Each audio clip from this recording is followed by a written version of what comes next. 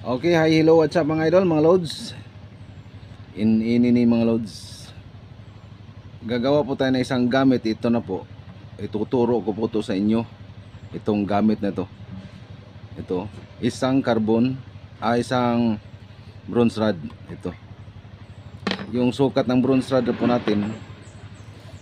Bago po tayo magsimula mga idol, paki-subscribe naman po sa ating YouTube channel, Choy TV. Paki-like, paki-share at paki-click sa notification bell para update kayo sa mga bago pa nating video mga loads. Mga loads, ini itong bronze rod po natin, may sukat lang po itong bronze rod natin. Binaluktot ko na lang ito. Yung dito may sukat po ito na may sukat po. Ayan, 32 cm po yung sukat dito. 32 cm. Ito. Then dito sa kabila may sukat po ito na 45. Ayan. 45 cm yung sukat dito.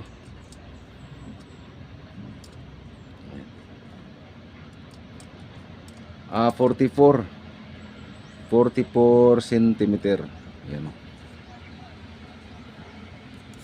Okay, binaluktot ko na lang ito. Hindi ko na lang pinapakita sa inyo. Basta yung sukat po dito 32 cm mula dito sa dulo hanggang dito.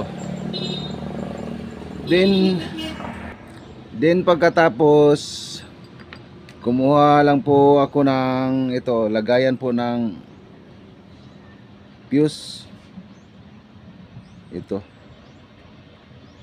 Ayan, isa po itong tanso, yung lagayan ng fuse. Yun. May butas na po dito, din may ano po dito para po pag ganyan parang hindi po magkaalog-alog. Ayan. Ipapasok natin ito dito sa mataas, yung sa 44 cm dito. Dito natin to ipasok. Yung pagpasok po dito, kailangan po itong lagayan ng fuse dito po makaharap. Ayan ganyan. Diyan po makaharap at may yung butas po dito. Ito, isa po itong butas. Ayan. Dito po natin ipasok yung bronze rod po natin. Kaganyan. Luwagan muna natin itong screw bolt po niya para po magkasya po yung bronze rod po natin. Ayan. Ganyan. Ayan. Ganyan po. Then pagkatapos magsukat po tayo dito. Dito tayo magsukat bago natin saka natin ibaluktot. Dito sa 44 cm. Dito mula dito sa dulo. Mula dito hanggang dito sa 44 cm po ito. Magbaluktot lang po tayo dito ng 39 cm mula sa dulo dito, mula dito sa dulo papuntang dito sa 39 cm ito. 39 cm po yan Ayan. Dito tayo magbaluktot sa 39 cm. Ayan, dito tayo magbaluktot 39 cm po ito.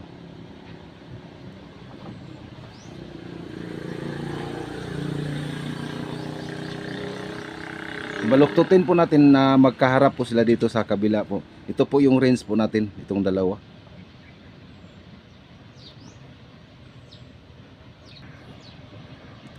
Ito na, ayan, nabaluktot na po natin. Nakikita po niyo yung dulo ng range po natin, hindi po siya parehas po, hindi po siya pantay. Mas mataas po dito sa may bandang ibabaw at dito mas maikli po dito. Yung sukat po dito sa ano po natin, yung ibabaw ng rinse, may sukat po ito na mula dito sa dulo, ayan, dito. May sukat po ito na 39, ayan, 39 cm.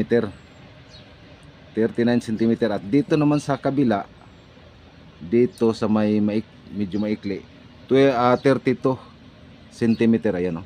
39 dito sa kabila, 32 naman dito. Kasi yun ang ipaano ko po sa inyo, yung hindi pantay na, hindi po parehas po yung sukat nila. Kasi po dito sa may babaw ng rinse po natin, may ilagay po tayo dito na anti-decoy dito sa mataas na rinse. Dito po tayo maglagay kasi po mas malakas po yung ano niya, kasi mataas po yung rinse niya. Kailangan po dito tayo maglagay. Pero importante po dito yung anti-decoy natin, kailangan po nakadikit po dito sa carbon bronze rod po natin. At kailangan po dito higpitan po natin ito. Kailangan po yung ano natin nandito po sa may gitna. Ay pakita ko po sa inyo. Ito po, isa po itong fuse ha. Ayan. Fuse po ito. Hindi ko na lang pinapakita sa inyo pa ang pag rewind po natin dito. Yung rewind po dito, ginagamit po natin ng magnetic wire number 23 po yung magnetic wire dito. Pinag-ikutan lang po natin ito, unang ikot na ano po natin 27 po na round o ikot, ganyan.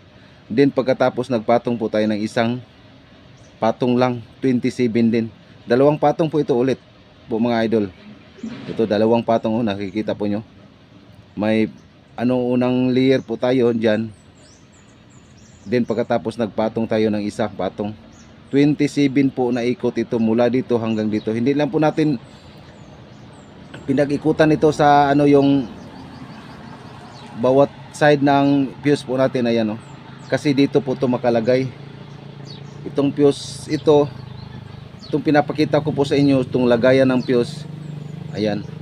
Higpitan muna natin yung para hindi po importante po may po tayo dito, screw bolt, para po hindi po magka-alog-alog. Lagay muna natin. Dito sa may kabila, hindi na po tayo maglagay tulad dito. Isa lang po ilagay po natin dito. Ito lang. Pasok muna natin ito para makuha po natin yung sentro. Ayan. Yan lang po. Then ilagay natin sa sentro. Yung sentro po yung natin, yung fuse na pinag-ikutan natin ng magnetic wire. Saka natin ihigpit yung screw bolt.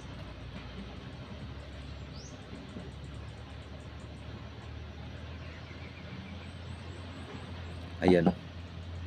Higpit na po yung screw bolt natin. Ganyan lang po siya. Diyan lang po siya makalagay. Ayan. Ganyan lang po.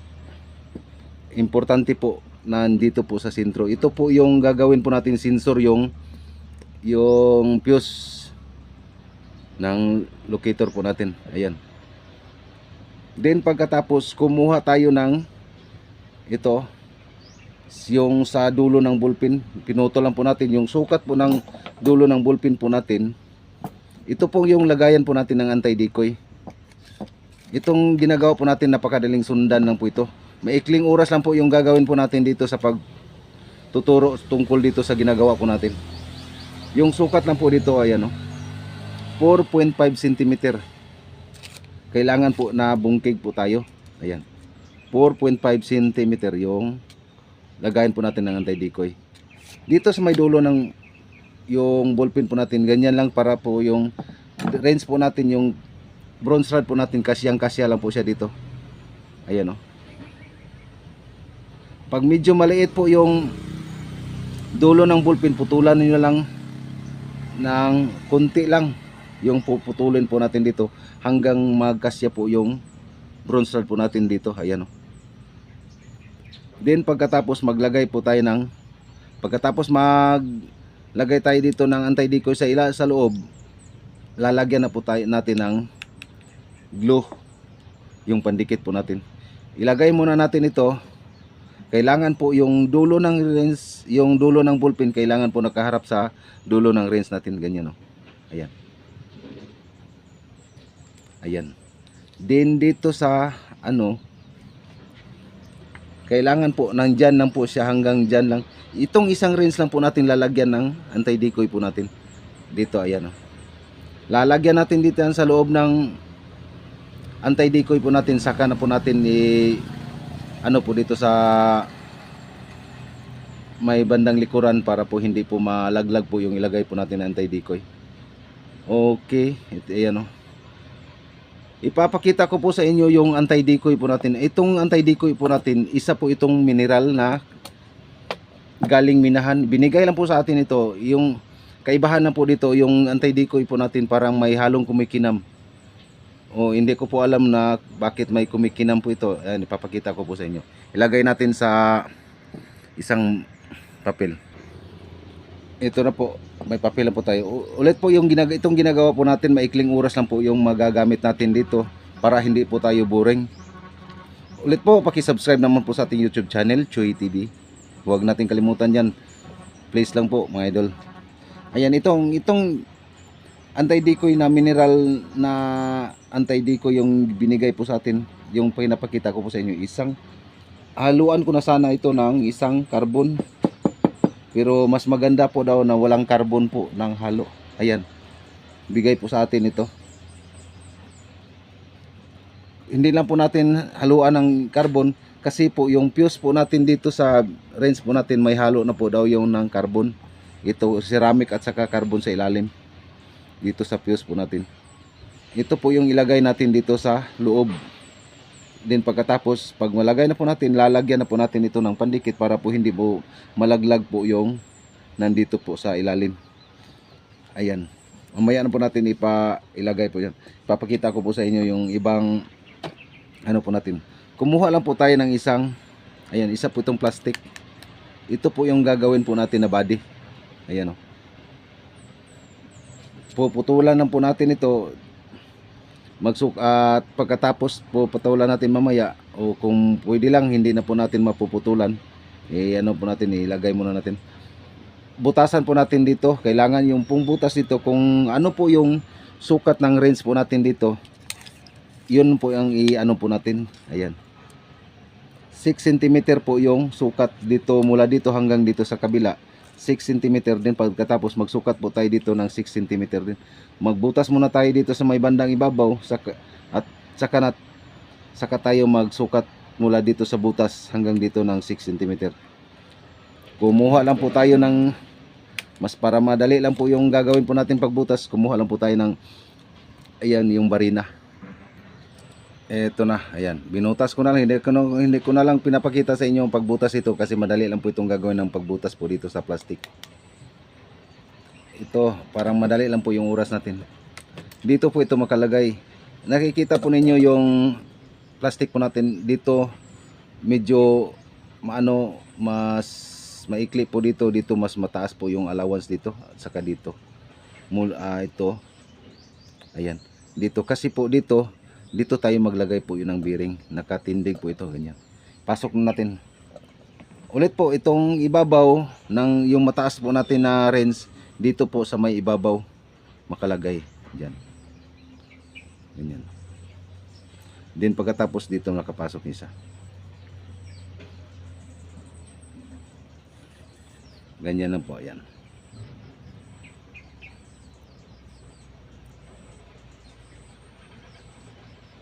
Ayan. Maglagay na tayo muna dito ng anti-decoy po natin. Kailangan po yung anti-decoy natin diyan po nakalagay yun. Ayan. Kailangan po siya nakadikit po sa ano po natin, bronze rod po natin. Maglagay tayo ng anti-decoy po natin.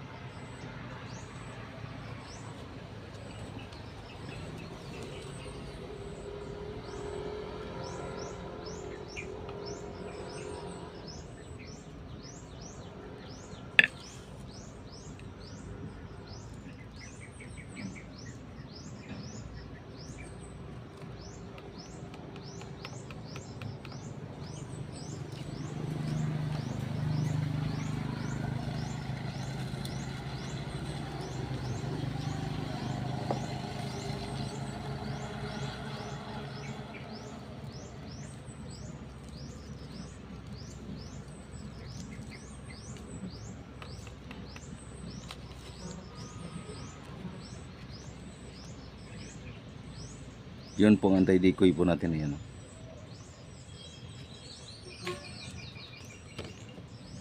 Ayan.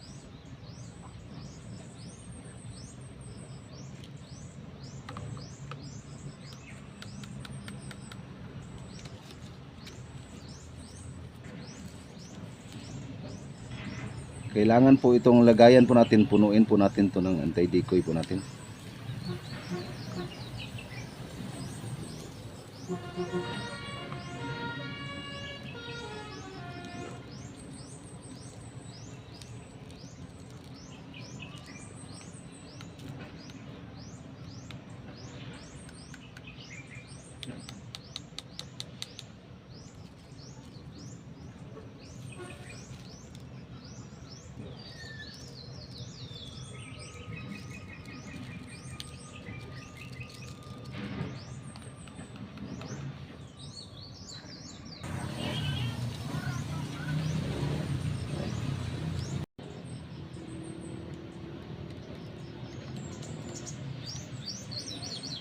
Kailangan punong-puno po ito ng anti-decoy po natin.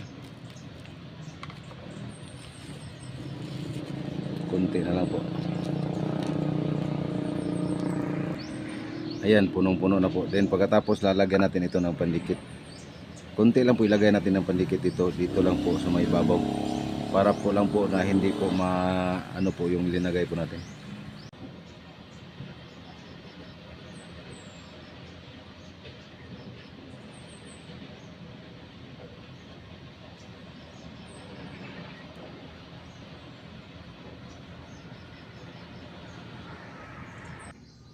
Ayan na po.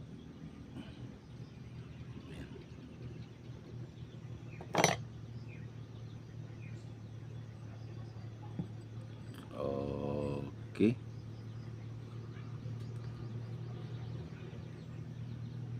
Eto mga idol, magdagdag po tayo ng ano dito sa may bandang likuran. Kinuha muna natin yung fuse dito at dagdagan natin ng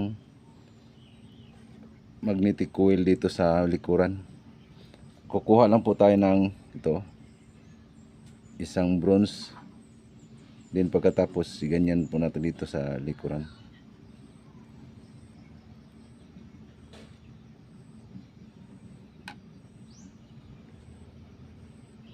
Then pagkatapos i-clip po natin ito. Lagay muna natin dito. Then pagkatapos i-clip muna natin.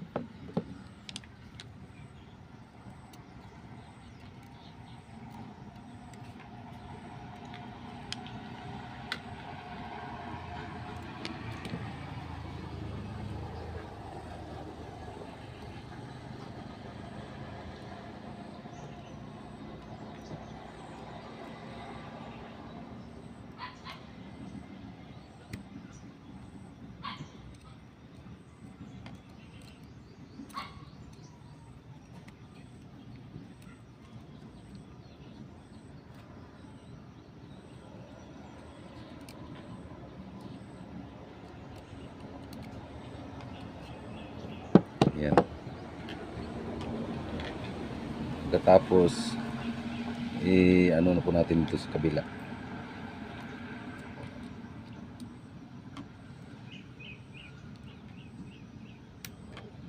Ayan.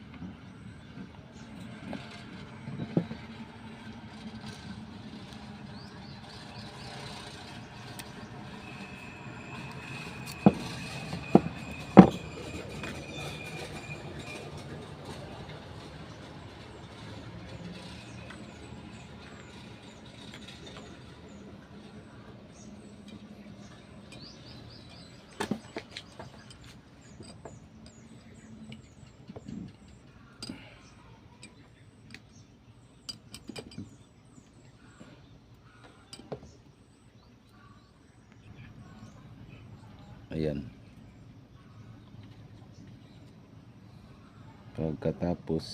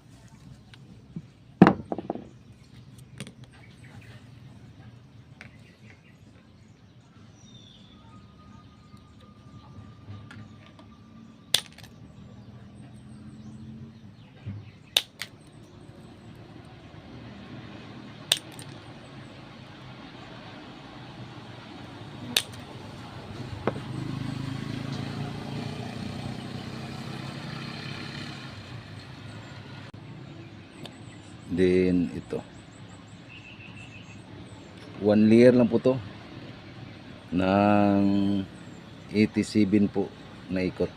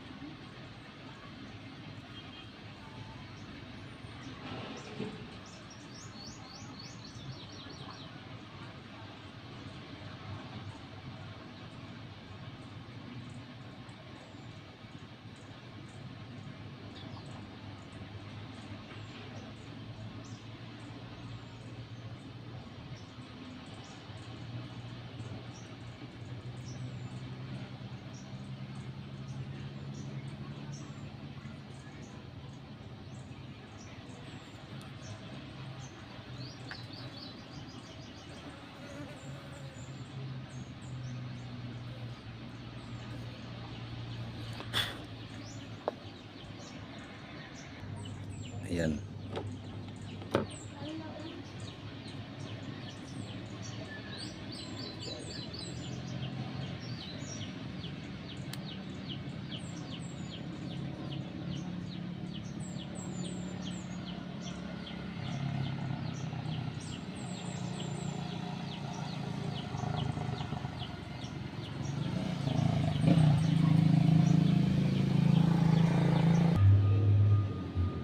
Ito po.